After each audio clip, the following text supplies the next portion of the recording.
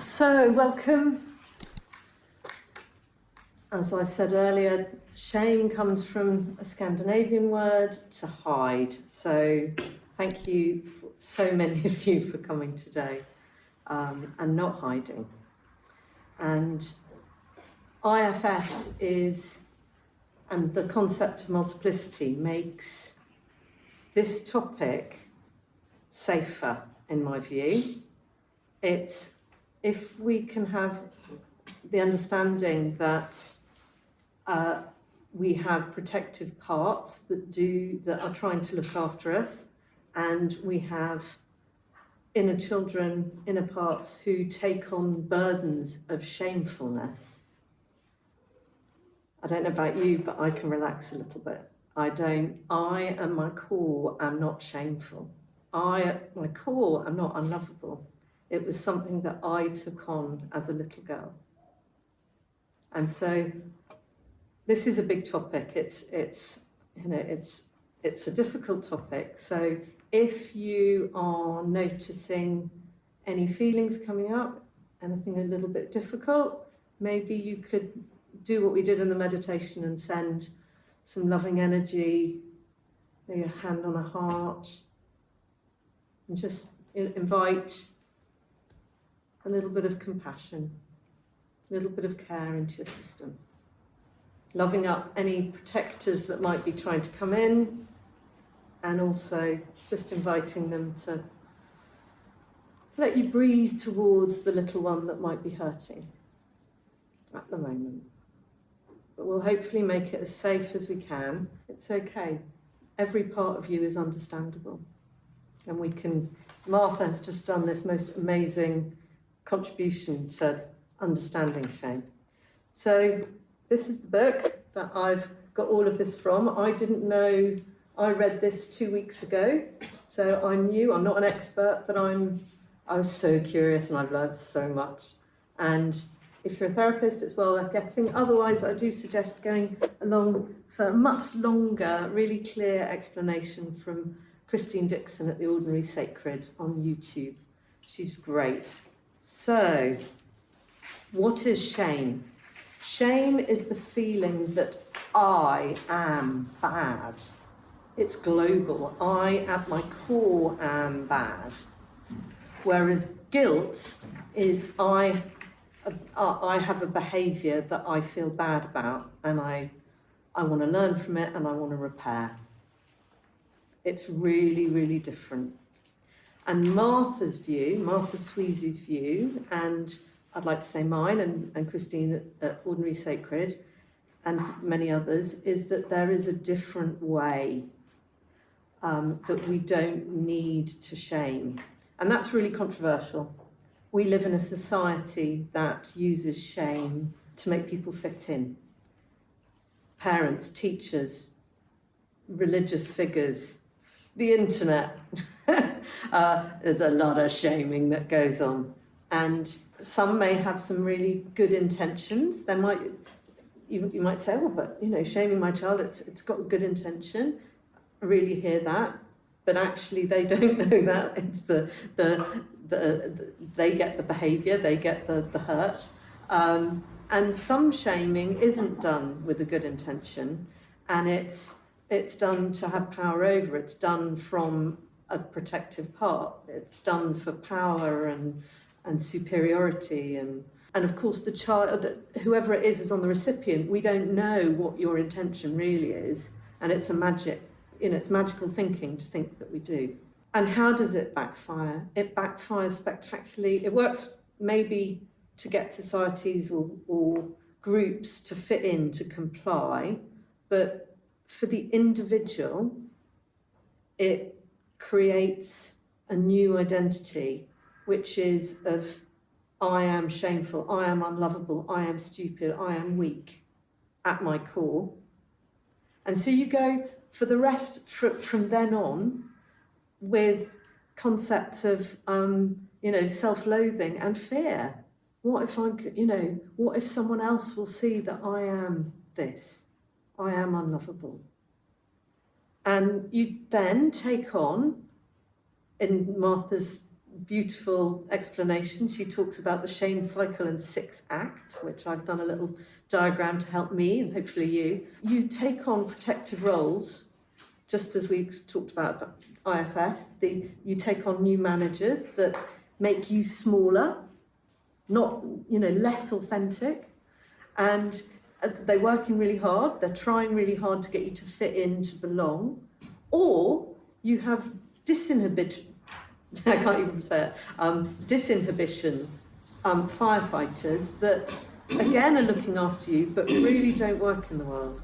So and they're like they get bigger and bigger and bigger. And so one individual going out with, who's had a shameful thing happen, someone has shamed them and they've taken it on. A protective thing happens. A protective part comes in, and they take that out into the world. And and it's not just once, it becomes the patterns that they take out into the world. They then might be shaming others. And, you can see how for the individual it's so painful. But also, she talks about this is why we've got, one of the reasons why we've got to the state we have is that there's a lot of fear and self-loathing that we are projecting out. We're drinking, there's all sorts of addictive issues. We're projecting stuff out. We're making ourselves smaller and not who we really are. So there are different ways, and I'll come to that at the end, of what we can do maybe instead of shaming. But in her view, shaming is not beneficial. Shaming is not, it's not.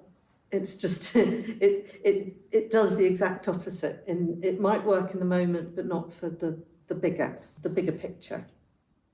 So, 6 acts of the shame cycle.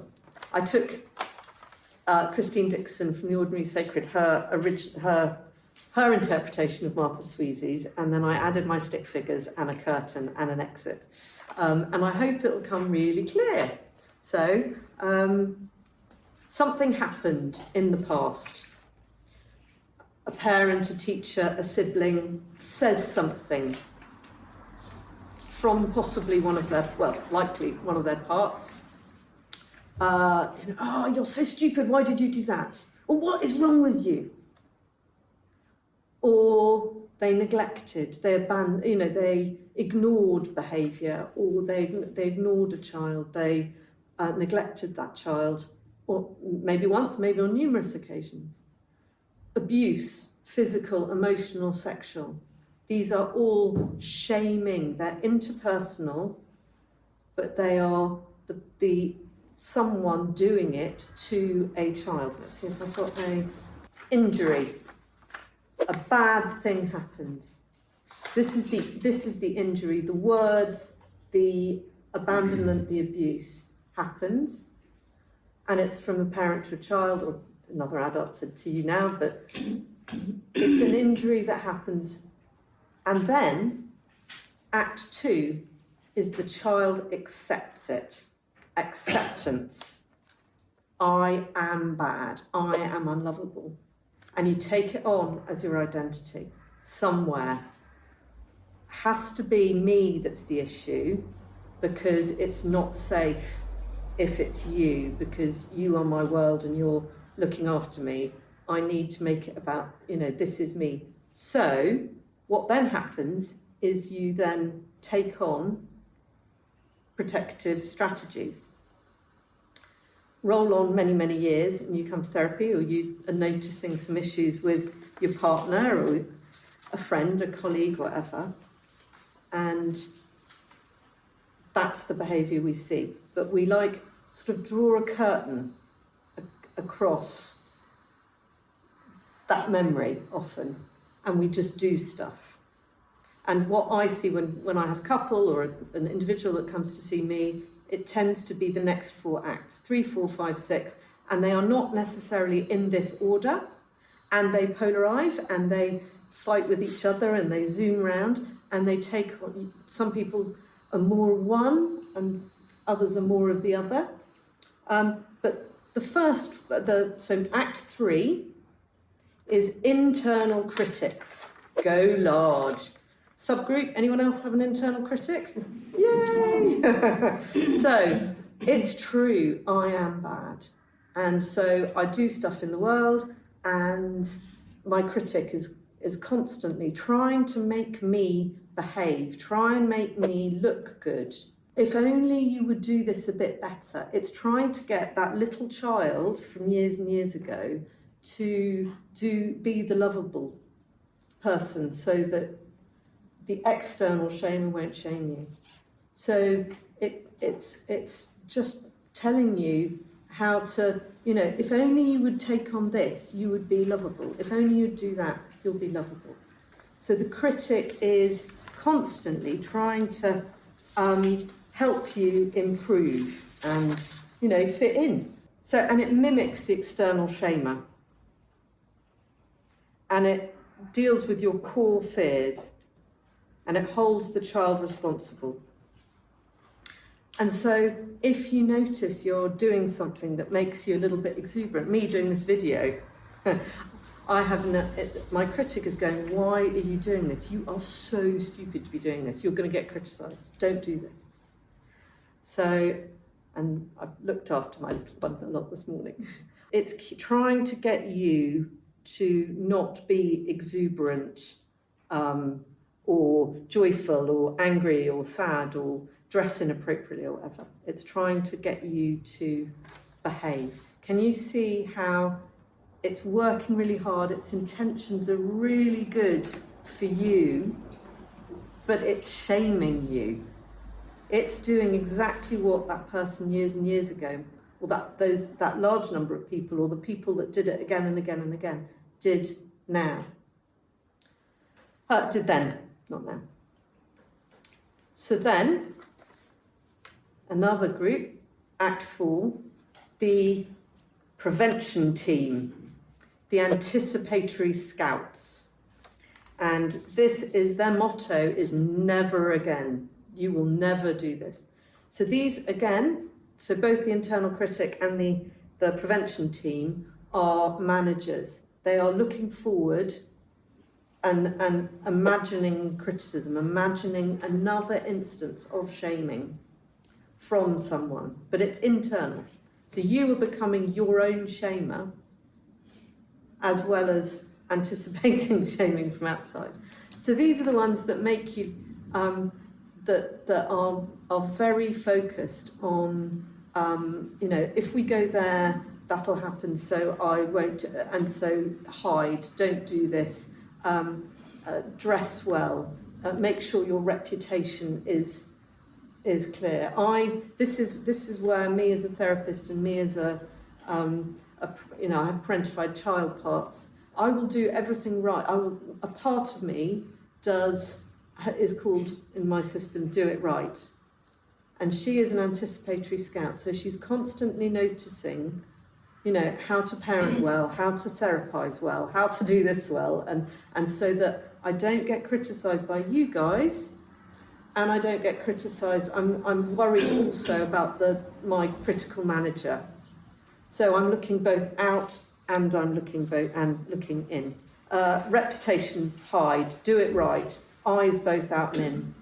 I am never going to let the system be susceptible to that pain of being shamed again. Want to improve my system, want to take control, I want to survive by belonging. So it's got a pro-social intent. I want to belong, I want you guys to love me, and it's working really diligently. And this has been working for me since I was about 7. My Do It Right part, it makes me smaller. It doesn't make me. It makes me a sort of a slightly hologrammy version of me. And I'm imagining, we've subgrouping, have you got some anticipatory scouts, anybody? I'm seeing some nodding, yeah, there you go. So, of course, this isn't going to keep working, because good intentions, but the effect's not so. People do end up criticising me, and people do, interactions happen, and so I then, and I'm imagining some of you, then have Act 5 and 6. So first of all, it's the warrior mutiny. It's not me, it's you. So I actually am fine, if you're criticising me, that's actually your issue. Says a part of me, it's not.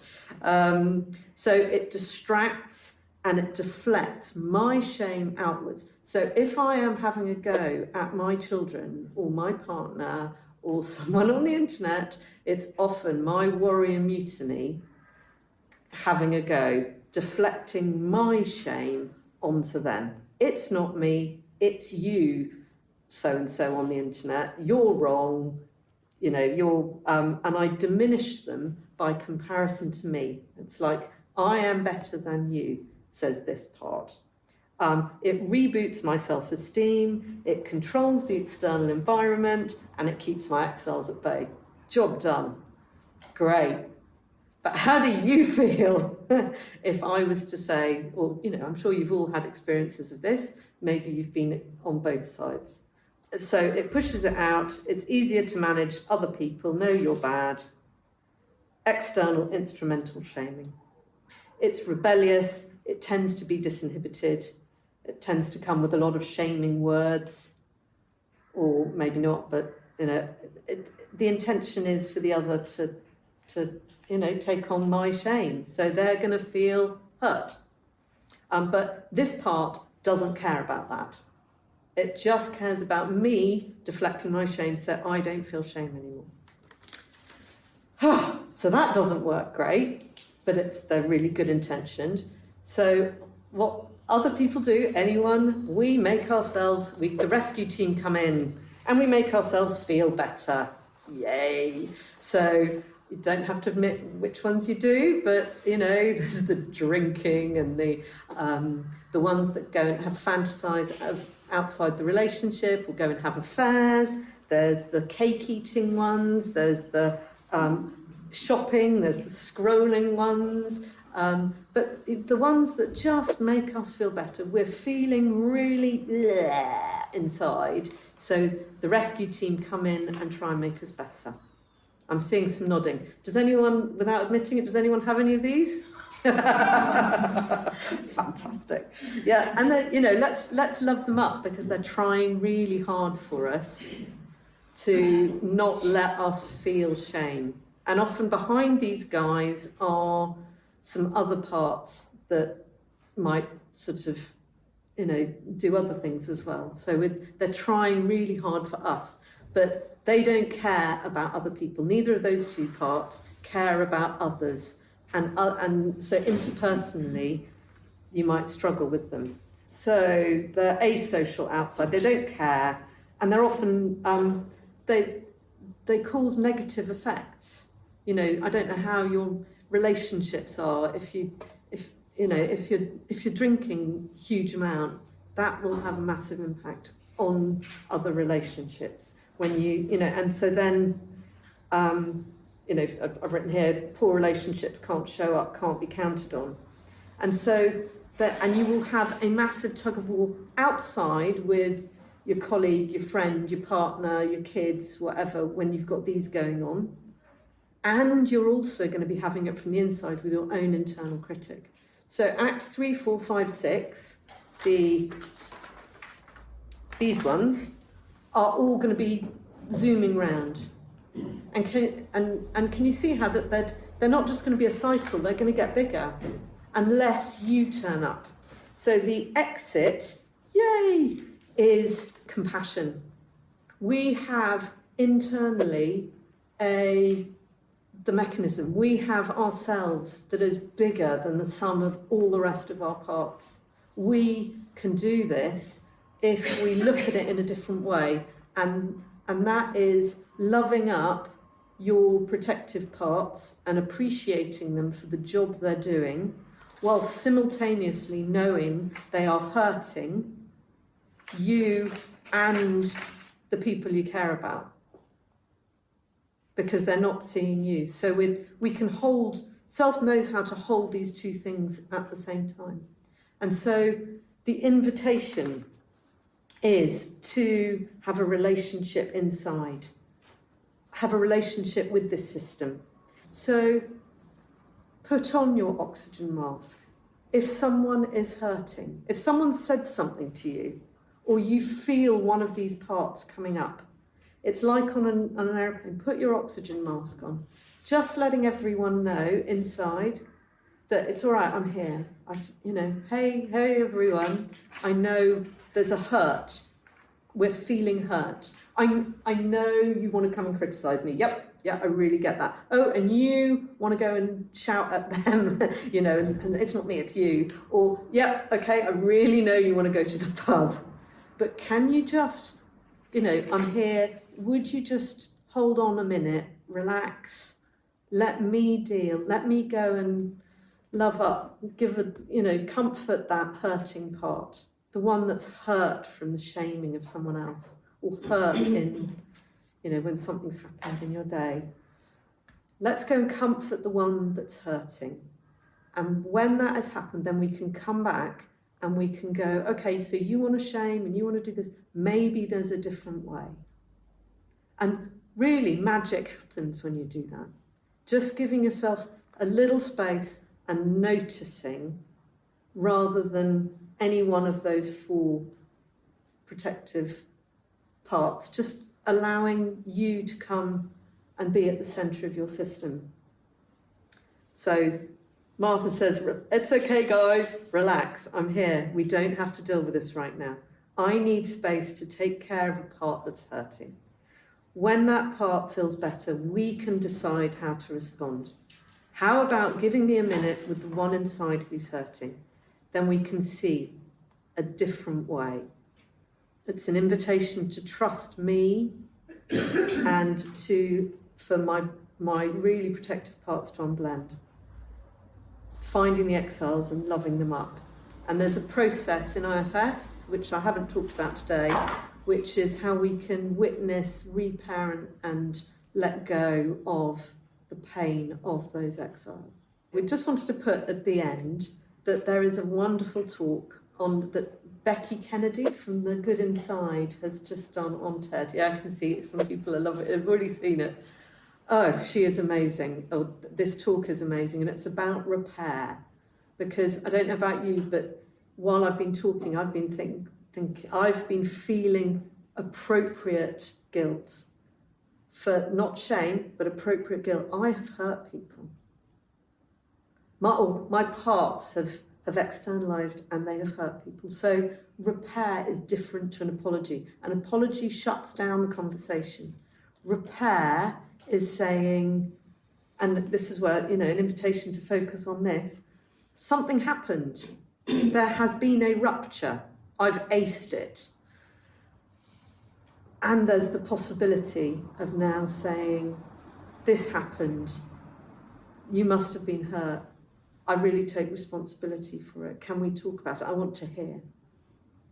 You can repair. And if someone had done that right back in that very first act, the shameful, we shame people. We've been brought up in a culture that shames people. We all, I don't know about you, but I've certainly yelled at my kids. But the coming back in afterwards and saying, you must have felt awful. I'm really sorry, that was a part of me and I'm working on it. Well, maybe not working on it, but I'm looking at that.